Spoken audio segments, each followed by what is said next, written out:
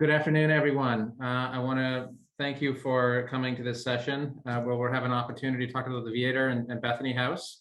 Migrants are a vulnerable group of individuals, and there are particularly vulnerable groups of individuals even within that subpopulation or that population, and children are one of them, unaccompanied children. And we're going to look at a couple of models today, how the church and sort of people of goodwill are providing support and care to populations that often go unnoticed and often underserved. And so you won't hear much of me today. I have the pleasure of sitting back and listening. I'm going to introduce Sister Patricia Crowley, who's a member of the Benedictine Sisters of Chicago and a founding member of Bethany House. She's also the executive director of nonprofits in the Chicago area. She's done a lot for people throughout her career, and we're going to hear a little bit about what she's doing now at Bethany House. And I'll hand it over to her, and she'll do some introductions, and we'll move into the presentations. Thank you, Todd.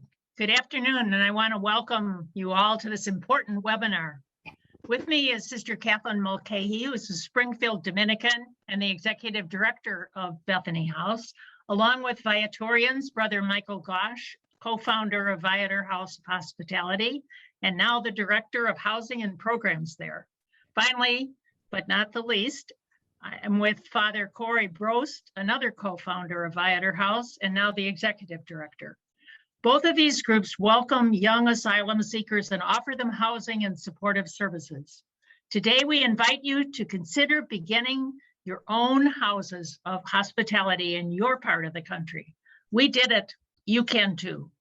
We are available to assist you in that process. If you want to come to Chicago, we will welcome you. We will offer you hospitality.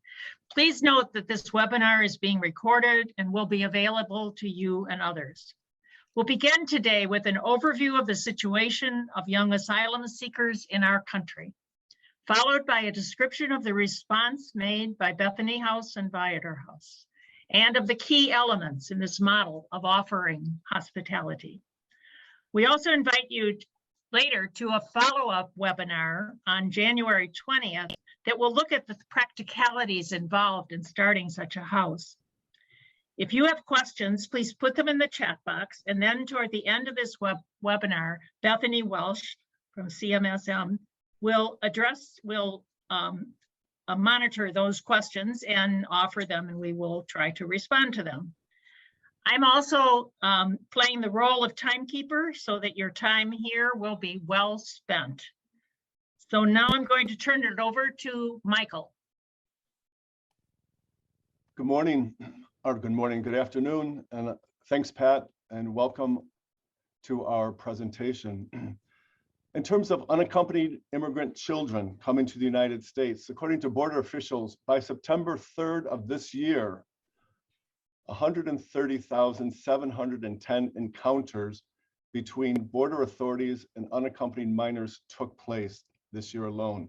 Of that 130, most likely roughly 20,000 of those kids were deported back to Mexico. Next slide. So what happens when a young person comes to the border requesting asylum or is apprehended at the border requesting asylum?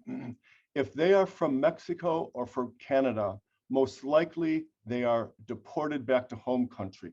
However, in 2008, the William Wilberforce Trafficking Victims Protection Act was authorized by President George W. Bush. And that act allows for kids from those two countries, Canada and Mexico, to request asylum if they have been a victim of trafficking or if they can demonstrate a fear of returning to their home country. If they can't, they're deported back to those countries. For other kids from other countries, once they come to Border Patrol has 72 hours to turn those children over to the Department of Health and Human Services. And within that Department of Health and Human Services is a program called the Office of Refugee Resettlement. And we refer to that throughout this presentation as ORR. Once ORR has custody of these kids, they place them in shelters throughout the country where case managers work with these kids to see if they can contact family members or friends or sponsors in this country who will take custody of them. If they cannot find anybody to be reunited with, then on their 18th birthday, ICE, Immigration and Customs Enforcement, come to the shelters, pat the kids down, shackle them, and take them to adult detentions, oftentimes in county jails or in for-profit detention centers. I'm going to get to refugees, asylum seekers, and humanitarian parolees in just a second. But first, Bethany House and Viator House are community-based alternatives to detention, and we work closely with organizations that work with youth in these shelters. These organizations will contact us. We then interview the youth to see if they are interested in coming to our homes. The decision is ultimately left up to the youth. If she or he wants to come to our homes, then we write letters of support to ICE, to the deportation officer, and it's up to the deportation officer to make a final decision as to whether that youth can be released on their own recognizance to us on their 18th birthday. A special shout out to two wonderful organizations in the Chicago area that work closely with us, the Young Center for Immigrant Children's Rights and the National Immigrant Justice Center. The first organization, the Young Center, serve as advocates in terms of what is in the best interest of these youth. National Immigrant Justice Center provides pro bono legal counsel for our youth. I just want to distinguish between what do we mean by refugees, what do we mean by asylum seekers, and who are humanitarian parolees, because they are very different. Refugees come to the United States with permission. They have already demonstrated that they have been persecuted in home country, and they oftentimes seek shelter in a refugee camp outside of this country. They are vetted by government agencies and then are resettled by host organizations into the United States. Upon their arrival, they are immediately eligible for benefits. They usually are welcomed into a furnished apartment. They have work programs for them. They have schooling for them. Asylum seekers are a different group of people, and while they might be fleeing for the same reasons that refugees have fled, when asylum seekers come to the United States, they're immediately put into detention or youth shelters. They have no rights when they come here. Once they file their claim for asylum, it takes several months before they can even get work authorization. And a humanitarian parolee, this is the latest group we put up here because many of the Afghans who have come to this country fall in this category. A humanitarian parolee has permission to be here in the United States and is eligible for benefits, but they must still seek asylum. Corey, the next slide, please. Beginning in 2009, Congress began mandating that ICE pay for a minimum of beds in adult detention centers. In 2021, there are 34,000 beds in 131 facilities that house immigrants seeking asylum. And we're not talking here about youth, but we're talking about adult immigrants. It's roughly $130 per night for a person to be in these detention centers. Corey, the next and final slide. As of October 31st, there were 10,680 immigrant children in Office of Refugee Resettlement Care. So those are youth in the shelters. As of August 30th, the average length of stay for a child in ORR custody was 33 days. Most unaccompanied children have family in the United States. In 2021, ORR released 92,484 kids to sponsor, but for a good number of kids, they have no one here.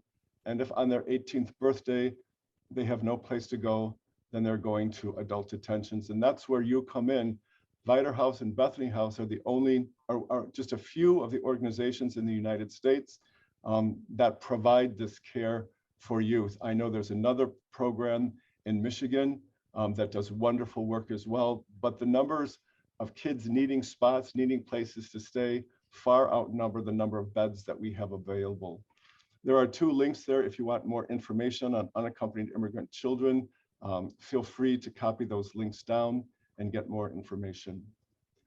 At this time, I'm going to turn it over to Kathleen, who's going to start talking about Bethany House, and then Corey, who will talk about Vider House.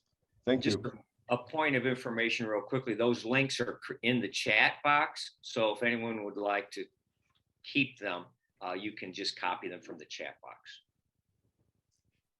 Thank you. So it was in response to this need that Michael has described that we imagined houses of hospitality, places where young immigrants could live and receive the supportive services that they need while they wend their way and wait through the years-long asylum process. There's no need for them to sit in prison. They're not criminals. They're exercising an internationally recognized right in seeking asylum. They can study, apply for work authorization and get jobs, receive needed medical care and emotional support. They learn from one another and become role models for the more recent immigrants. And they can rebuild their sense of self and dignity after the trauma they experienced both at home and on their journey seeking safety. The sisters' response, like many things sisters do, was a collaborative effort.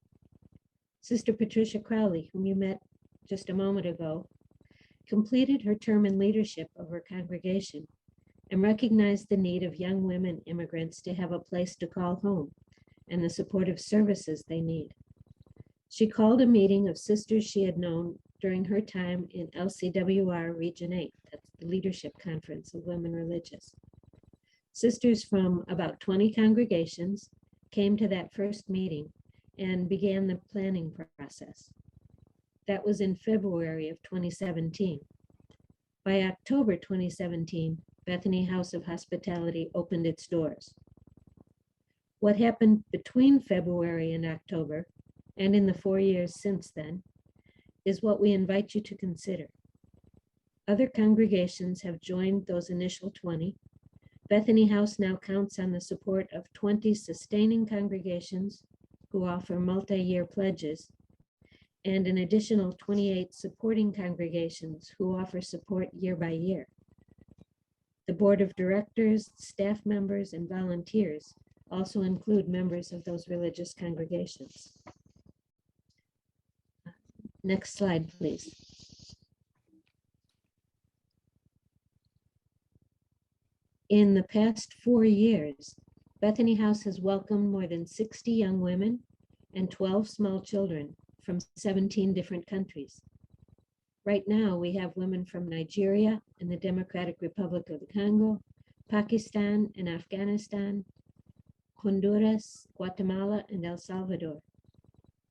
Bethany House in these years has been a point of family reunification. 2 years ago, when children were being forcibly separated from their parents at the border, Bethany House offered a safe space where a mother could be reunited with her now 21-month-old baby after more than 7 months of separation. Other young moms never had to be separated from their children because they could come together and stay at Bethany House. There were 4 sisters who arrived together at the border. They were separated by age, 2 to the children's centers under ORR custody and 2 to adult detention. The 4 were finally reunited many months later at Bethany House. Of the 60 women who have called Bethany House home, only 5 of them and 2 children have received asylum. None have been denied or deported.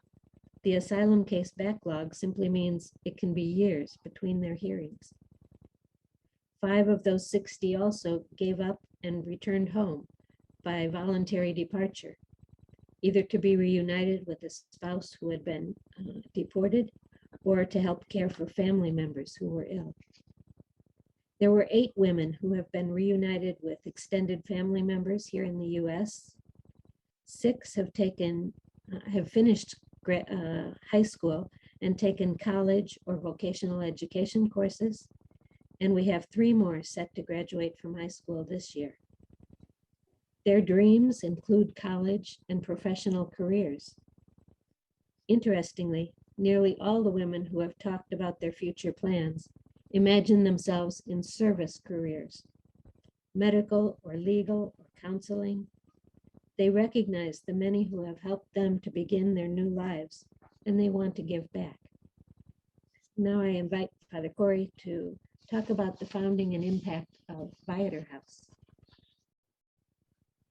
Good afternoon. Thank you, everyone, for being with us. We have a wonderful group here. It looks like we have 82 participants right now. Viator House of Hospitality opened in January of 2017.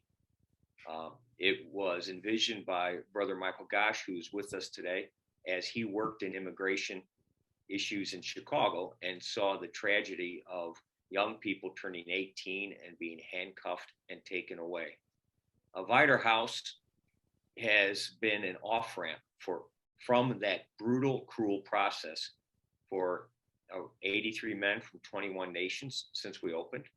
A few of our men have come to us after winning Asylum. So at the age of 18, they have won Asylum in detention system and would have been released in downtown Chicago without anywhere to go had not Viator House been opened.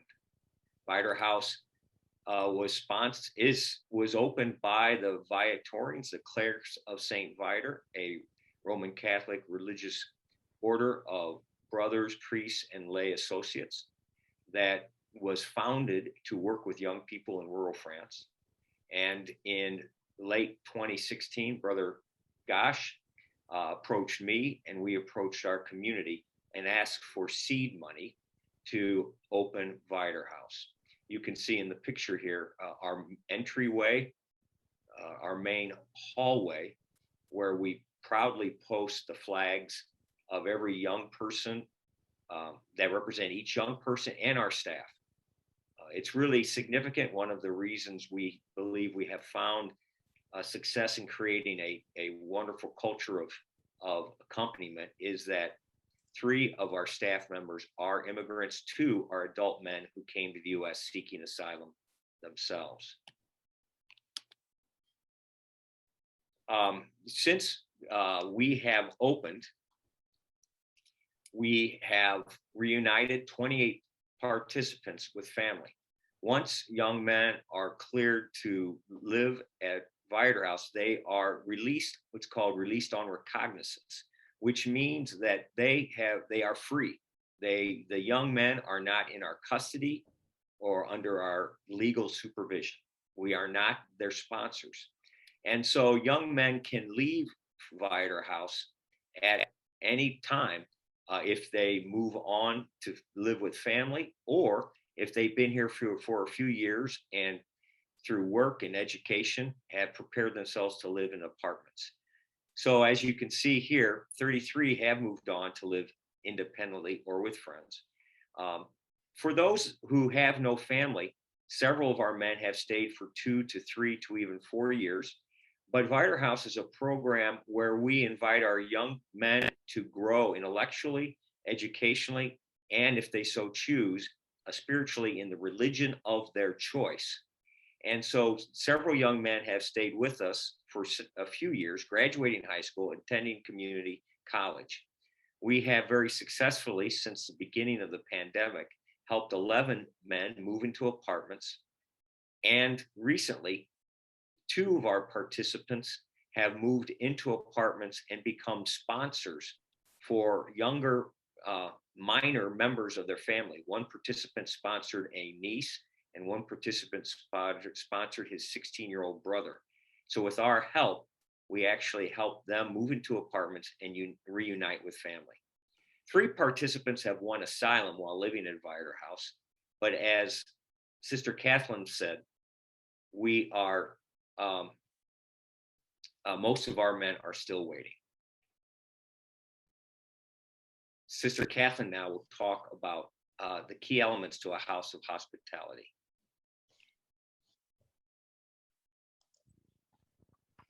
So the question arises, how do the young men and women find Bethany House and Viator House? How do they come to us? We get phone calls from ORR, the Office of Refugee Resettlement Shelters, from across the United States. Many are in the Chicago area, but we have also had calls from Texas and Florida, Arizona, and New York, and others. Sometimes it's a call from the Young Center that Brother Michael mentioned earlier. They have offices around the United States that provide legal support, assistance to unaccompanied child immigrants. When their young clients are aging out, they look for alternatives to adult immigration detention for them. And occasionally, we get a call directly from a border shelter about an older teen or a young mom with no place to go. Bethany House began accepting young women on their 18th birthday as they aged out of the ORR shelters. Then came a call about a woman with children, then a trans woman. They're some of the most vulnerable and need a safe and caring home as well as support services. Both Viator House and Bethany House offer case management based in trauma-informed care. We also have house coordinators who live here or stay through the days and nights and support the young women and young men here in the house. While they're with us, young men and women receive educational, legal, medical, psychological, and spiritual support. They're enrolled in high school, GED, and/or English classes. We make sure that they have a lawyer and the opportunity to meet with them regularly. Case managers arrange access to needed medical care. Counseling is offered. These are young people dealing with trauma, both from their home countries that they had to flee and the dangerous journey to arrive here. For many, it's the first time in a long time that they find themselves in a safe space, a place where they can begin to attend to themselves. To provide such a range of support services, we count on a wide network of partners. Father Corey will tell you more about those networks.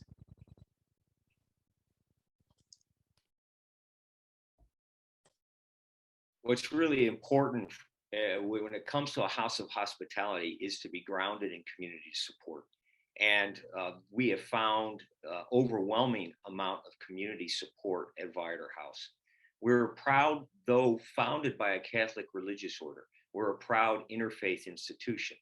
And one of the most important things we do when we welcome a young man is ask that young man right away if he has a religious tradition that he would like to follow. Does he need a Quran? Does he need a Bible? Does he need to go to the mosque, the Hindu temple down the road, a Christian church, or a Catholic church? That's critical because so many of our young men have identified their faith as one of the few things they can hold on to during the torturous journey from home to the US border, and then the trauma of being detained, even in a youth program. Because we have committed ourselves to such a stance, we have found great support amongst faith communities of all traditions in the Chicago suburban area. We have 20 Muslim, Jewish, and Christian faith community partners that have formally committed to partnering with us by providing volunteers, by doing hygiene drives, gift card drives, making financial donations, and by joining us on asylum education events. Another key element that we find is that our House of Hospitality has become an educational experience for our volunteers and for the larger community. So annually, we will do an event, either gathered or virtual, where we educate the larger community about our asylum system, how it treats kids fleeing for their lives, and how we can make it more compassionate. Because our society, I think, though immigration is a very polarizing issue, I believe strongly that 90+% of our nation would agree that when a kid flees to our country for her or his life, we protect the kid. And that's what Bethany House and Viator House do. And thus we found magnificent support in the 5 years that we have been open, our donor base has grown from one religious order at Viator House to 550 donors. And we, in addition, have developed strong partnerships in the suburban area with dentists, doctors, trauma therapists, and lawyers, so that much of our medical care has been provided for free by practicing physicians and experts who believe in our mission. We have also accessed medical care through other nonprofits and through state medical care providers. I now turn it back to Sister Pat.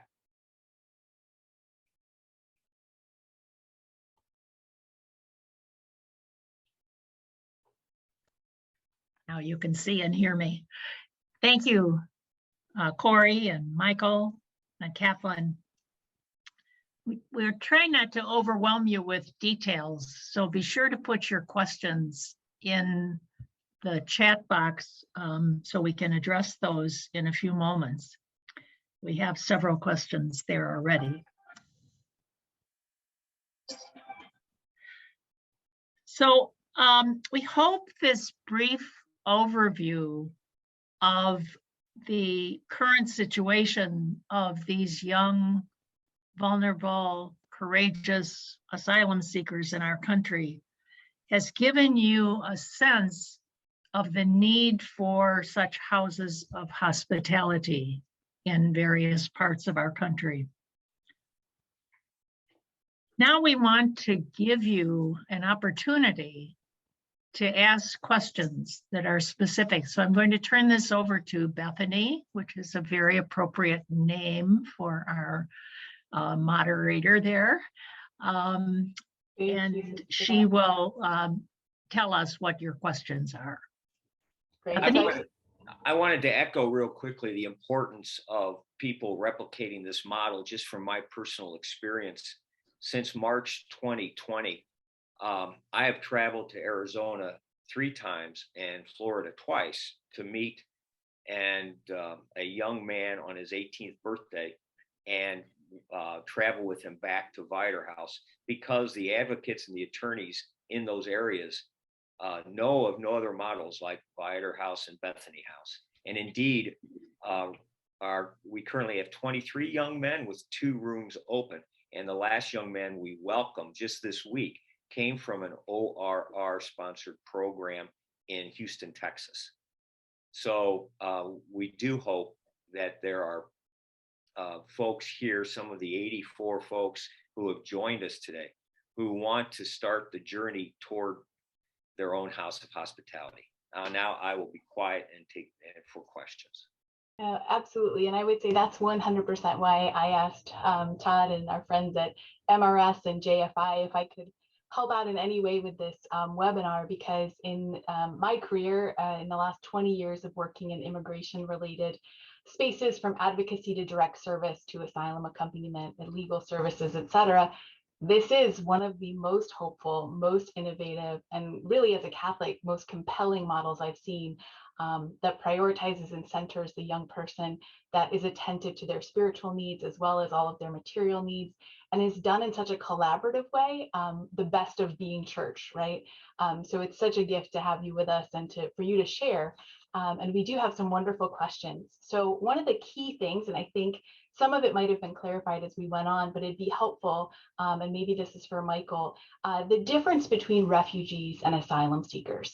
I think from an advocacy perspective and from political protest, right, we see people say, oh, we need to welcome the refugees, and they are speaking about border crossing folks, when in fact there's a distinction there about seeking asylum, right? So who on the team wants to answer that first question, the difference between refugees and asylum seekers? I certainly can do that. I'm unable to start my video again because it says the host has stopped it and I cannot connect my video. So a refugee refugees and asylum seekers are very similar in the sense that they've all fled. They fled horrendous situations, right? But a refugee seeks shelter in a refugee camp in another country after fleeing their own country. And there they may be there for several months, but they are then vetted, oftentimes by the United Nations High Commission on Refugees or other agencies. And there are quotas that different countries have in terms of welcoming refugees. If a refugee is welcomed into the United States after they've been vetted, they are welcomed by a host organization such as World Relief or Exodus or Refugee One or Catholic Charities. They're met at the airport. An apartment has already been provided for them. They are enrolled in classes, they are enrolled in job training, and they are given government benefits such as SNAP, cash assistance, medical cards. And they are here with permission. An asylum seeker is fleeing the same reason, but did not go to a refugee camp. They may have fled immediately, which is most of what all of our guys did. They come to the border, and enshrined in federal law is the right for anybody to come to the United States to request asylum. But when they get here, because they have not been vetted, they go into detention facilities, whether they're a minor or an adult. And once in the detention facility, they then have to start the whole long process of seeking asylum. We've had kids with us for over 4.5 years, and their cases still have not yet been called. So that's, in a nutshell, the difference between a refugee and an asylum seeker. Refugee status is based on persecution, and there are 5 protected grounds, okay? So if they have a fear of persecution based on their race, their religion, their nationality, their political member or opinion, or membership in a particular social group, such as if they are gay, they can request permission for that, and they were then granted refugee status. But that's the main difference between refugees and asylum seekers. That's really Michael, helpful. Todd has texted me saying, try to turn on your video. Oh, I know I'm scary looking, but I was kind of getting a complex there. All right. Welcome back. That's really helpful. Thank you. There is another question we'll move into in terms of the range of the participants that land at both Bethany and Viator House. How do you manage the different languages that people speak when they come to you? Well, I'll take that one. It can be an adventure at times. One of the things that at least our experience has been is the young men who are in some of the shelters have started learning English. So they depending on how long they've been in an ORR funded shelter, they may come with some English. The men who are mostly in Spanish speaking shelters come probably with less English, but they start learning real quickly. The guys are, and I give credit to our staff, and I'm sure the same at Bethany House. The culture here is one of, for us, a brotherhood, and the guys help each other out. They help each other communicate. We have tutors in English. We bring in volunteers that speak the languages. Recently, when we welcomed 2 young Afghan men who went through that horror at the Kabul airport that you saw, because of our groundedness in the community, we very quickly found a Pashto speaker and a Dari speaker. And then we do a lot, as I said, with Google Translate. And right away, we get the guys learning English. And we find a real desire to learn English. Our guys want to succeed. They want to build a life. And they want to contribute. One of the things I forgot to mention is that once a month, I go with guys who are available, not working. We do service to the community. Viator House has grown, this summer grew about 150 pounds of produce for local Catholic charities. So these men who don't know if the country's going to allow them to stay are already contributing to fight hunger in this country. But I went off topic, so I will shut up for now. I could also add that we have staff members who are immigrants themselves, as does Viator House. On our staff of 6, 2 are immigrants, so they bring their home languages with them. And 1 is a child of immigrant parents born in this country. So it helps to have people who are native speakers of various languages.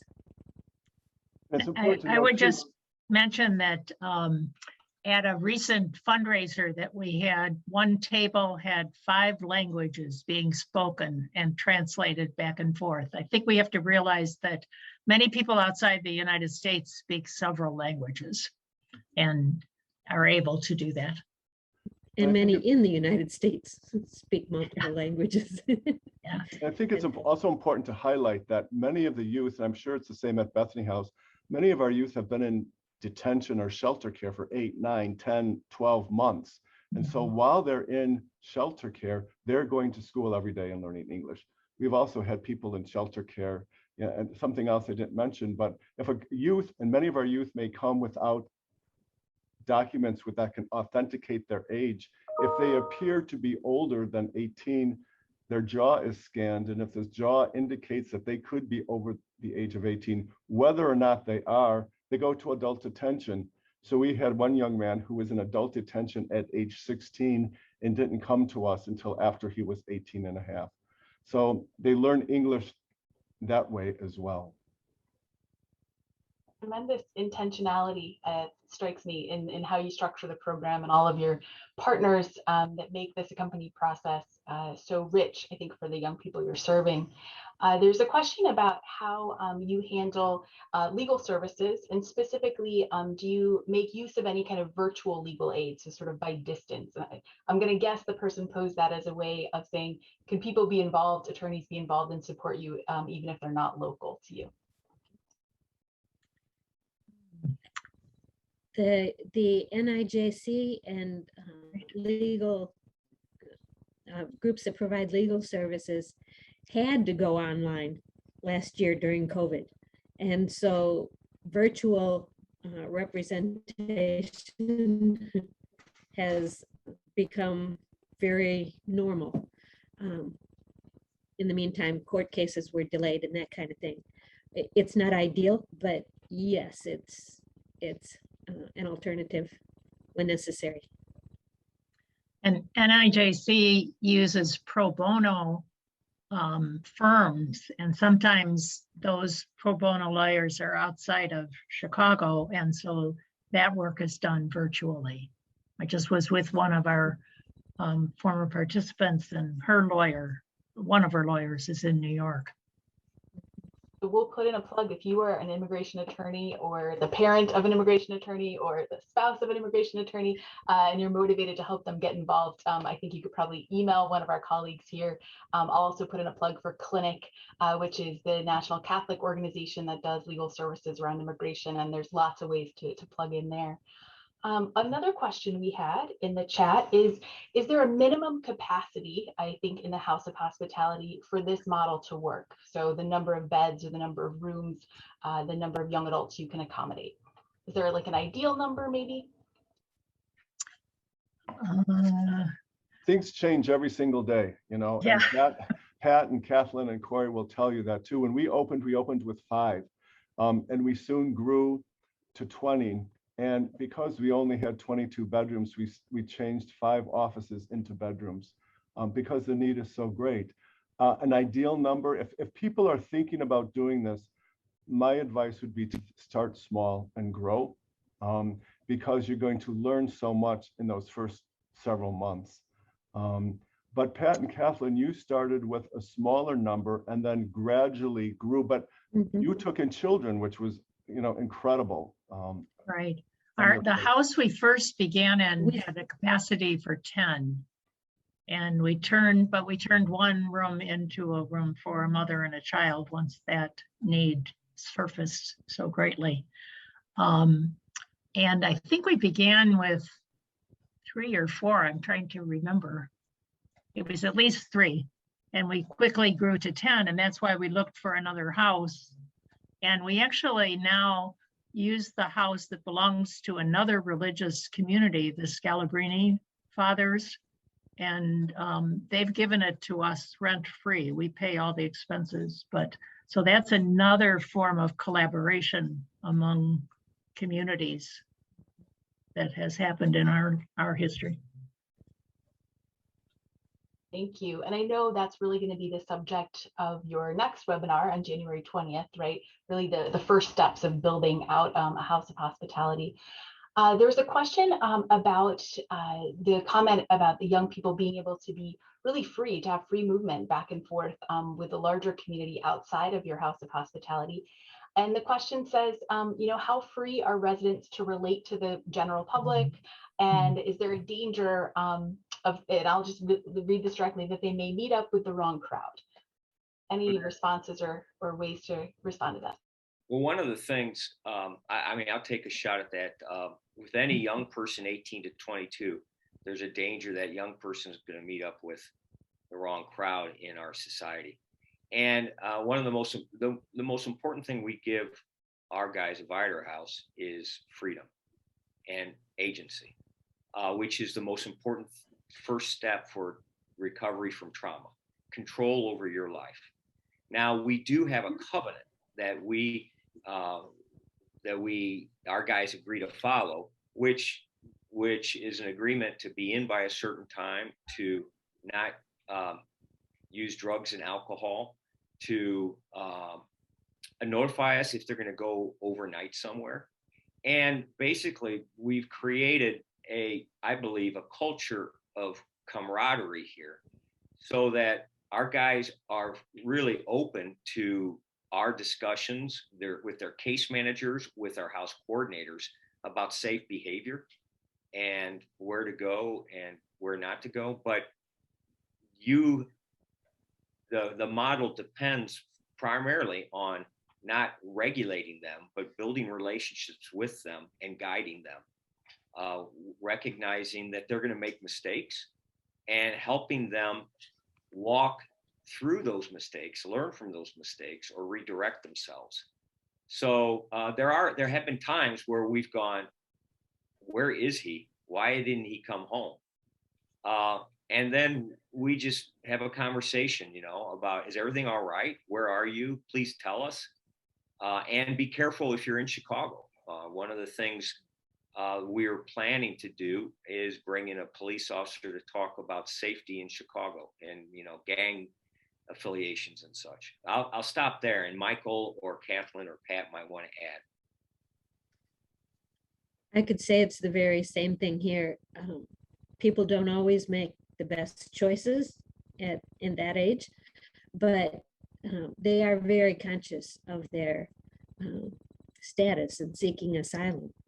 And both we and their lawyers, while we give them the freedom to make their own decisions, and that's an important part of the program, we also warn them of the dangers that are out there, and of the danger of endangering their status for asylum. They're on a bit of a closer tether with the government because they're asylum seekers. They can't afford run-ins with the police or whatever, and so they understand that, and for the most part, they are very cautious. At least the women. One thing we had to realize in the beginning was that these are 18-year-olds who are tremendously courageous.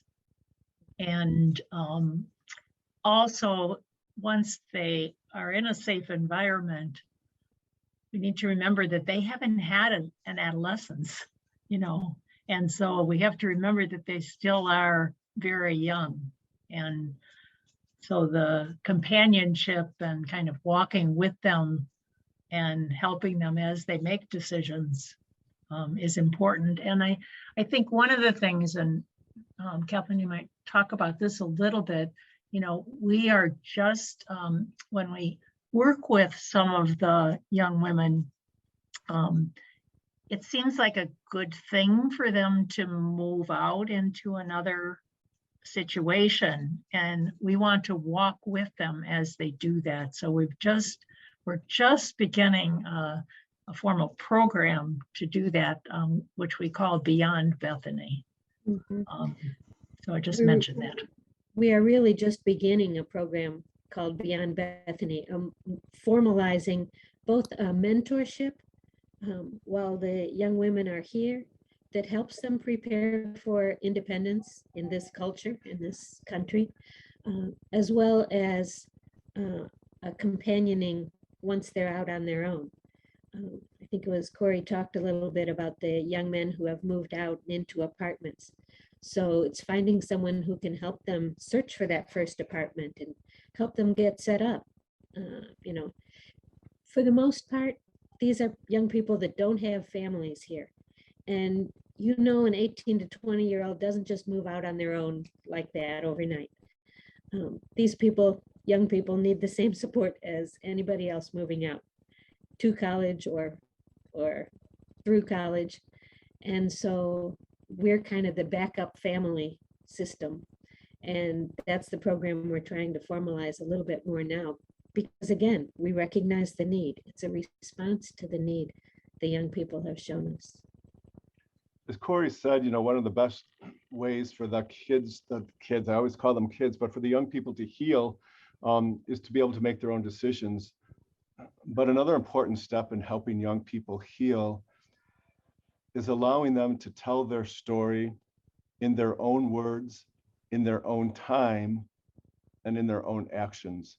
They share a lot about who they are by how they live their life. And it takes a long time for them to begin to trust you, because many of them have been told on their journey, don't tell anybody anything. It's important, and I can't stress this enough, it's important that these young people didn't one day decide, I'm going to go to the United States for a better life. These young people fled, oftentimes with no preparation. Many of them had no idea where they were going to end up. Many of them had no plans, especially our young men from Africa, had no plans to come to the United States. But this is where they ended up. So and I always tell the staff, look beyond the action. What is behind the action? Someone will say, I haven't seen so-and-so for 2 days. He's holed up in his room. And so I'll go and I'll talk to him.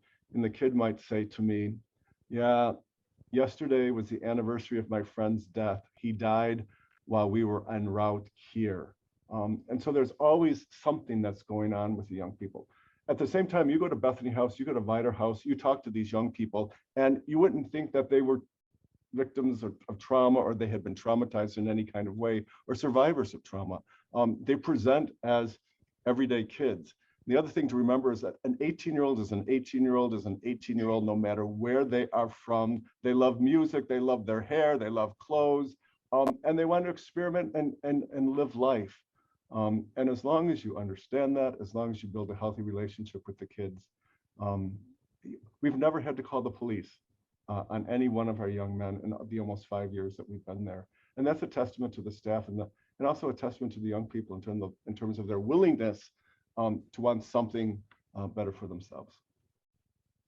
That goes to the whole idea, and maybe we don't have enough time to get into this, but one of the follow-up for people who want to take this journey is, how do you create a culture that's of camaraderie, of community, of hospitality, rather than regulation, rules, and don'ts. And our staff is incredible, because you see that culture here, and the men seeing it then buy into it and then help maintain it. We have never not only called the police, but we have had, when it comes to 18 to 22-year-old young men with all the trauma, and you can think of all the things, maybe many people here have read the Lord of the Flies, where you see, men have to be tough, and the culture here has allowed men to let go of the fight or flight or flop and just be. And that's such an important thing, that and when you're guiding them, coming in the context of relationship rather than regulation, they really will buy into that. And that's the mantra at Vider House: relationship over regulation. Like that, thank you. We'll do one more quick question, and it's with regard to trafficking. So do you think that there are residents of either of your houses that have been trafficked, and does that come into consideration with the government in terms of their legal status? Yeah, a number of our people have been trafficked, and they oftentimes come with OTIP letters, which is the Office of Trafficking in Person. Heartland Alliance also has a trafficking program, and we work very closely with them. But both, I'm sure the women and the men have been trafficked, both primarily in home country, but some on the way here. We've also had a young man who's with us who was trafficked here and then was reported. But I know Pat and Kathleen can speak to the young women who have been trafficked. Many of the young women who have been at Bethany House have been trafficked at some point in their lives, or been involved in trafficking. We also have to give credit to the Kovler Center for Victims of Torture here in Chicago, who are very helpful in offering resources and counseling to our young women, particularly those who have been trafficked. Thank you. So it sounds like collaborating with other partners who specialize in that has been key to moving that along. There's one question that's really specific, and it's in terms of connecting with folks in a particular region of the country who might be interested in starting a house of hospitality. What's the best way, maybe Todd can answer this or someone else, to pose that? Is it maybe just emailing one of you, or you just in terms of connecting the dots, like somebody might be in another city and say, I really want to be involved in this work. What's the best way for them to connect, do you think? Yeah, so that's a really good question, and that leads us to remind you that we're going to do a follow-up webinar for any of you that are tempted, you know, maybe you're not going to do it yourself, but maybe you think maybe you could nudge somebody else in your area to work with you, and you know, whatever. Please get in contact with either myself, Sister Patricia Crowley, or Brother Michael Gosh, and Corey has on the screen our email addresses, and we will then, you know, be in contact with you about the webinar. And if you have specific questions about what's going on at the houses, you know, you can also email Sister Kathleen and Father Corey. We want to.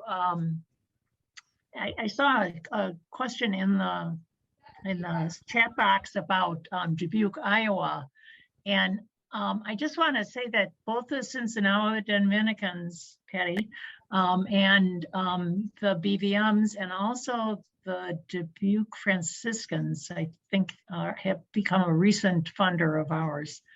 You know, so maybe there's a possibility of some coming together in that area.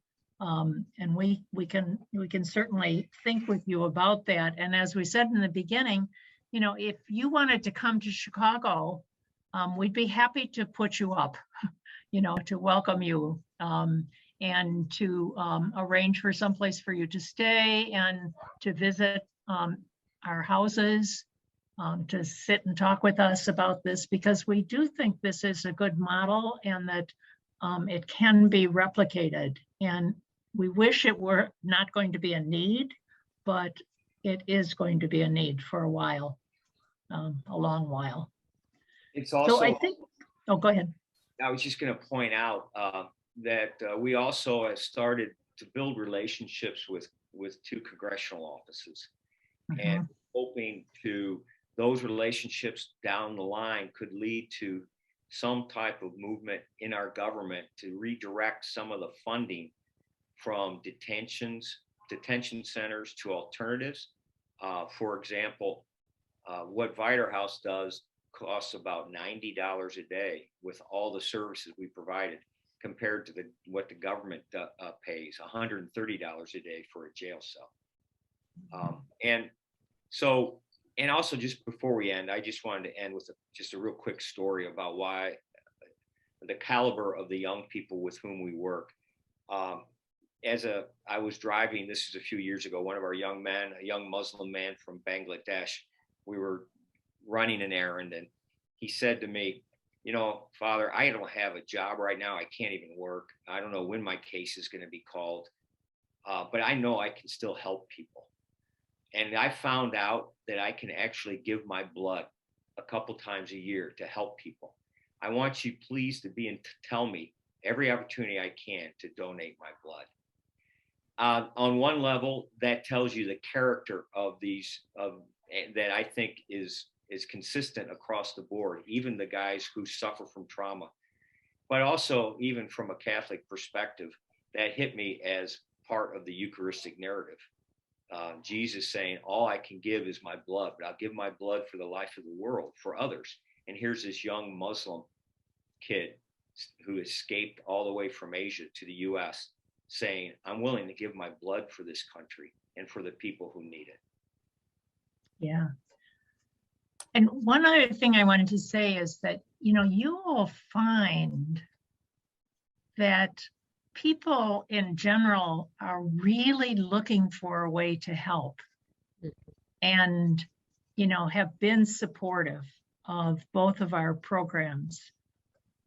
So if you have a little bit of uneasiness about taking a step and doing this, know that you're not going to be alone in that work.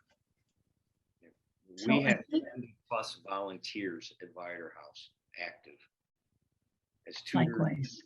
drivers, house Yeah. assistants.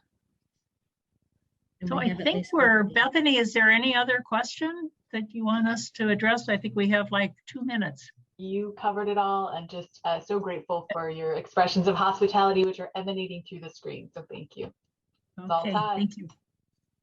Thank you for doing that. So again, be in touch with us. Let us know if you're even tempted to think about this, and email myself or Michael about that, and we will set up a webinar with those people who contact us. Anyone else want to add anything? Pat, Yeah. our websites, for Bethany House and Vider House, it's bethanyhouseofhospitality.com. And for Vider House, it's viderhouseofhospitality.com. Real simple. So you can learn more about both of our programs by checking out the websites. And thank you so much for tuning in for this hour. It means a lot to us to know that there are people like you out there who are interested. It gives us hope.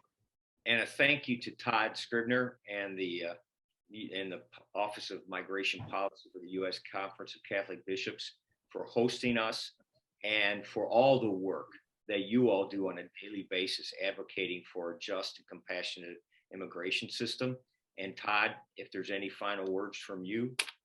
Yes. First of all, I just want to say what a fantastic webinar this was. I mean, it's really one of the best ones I can recall in recent memory. So thank you for that. Just for all the listeners, we're going to be posting this on the justiceforimmigrants.org website. So if you know of anyone who wasn't listening today, but who might be interested in doing something like this, please, send them the link so they can watch it. And we will be posting information on the upcoming webinar as soon as Corey is able to send it to me, and we will help to raise its profile as best we can on it. And so if you're part of the Justice for Immigrants sort of listserv, you'll get it in some of our emails and whatnot, and we'll get it out on social media as well. So please sort of stay tuned, and thank you to our panelists for everything they do and for taking some time out this afternoon to let us know about it.